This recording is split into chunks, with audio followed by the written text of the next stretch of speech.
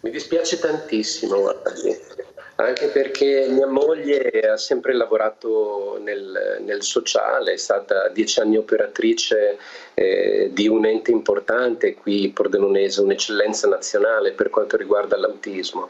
E queste cose qui feriscono me, feriscono la mia famiglia e feriscono, dovrebbero ferire anche un'intera comunità. Si parla appunto di integrazione, ne abbiamo appena parlato, del ruolo delle famiglie che riescono ad arrivare fino lì perché poi fanno fatica perché intervengono altri problemi economici e quindi di conseguenza ci si affida al ruolo delle istituzioni e soprattutto all'associazionismo che all'interno, diciamo, del nostro complesso tessuto sociale riveste un ruolo fondamentale e determinante. Ecco, questi qui sono dei colpi mortali all'associazionismo, allo sport come veicolo di inclusione a 360 gradi. Mi creda che questa notizia ferisce me, la mia famiglia e dovrebbe ferire l'intera comunità, dovrebbe essere messa al centro di una discussione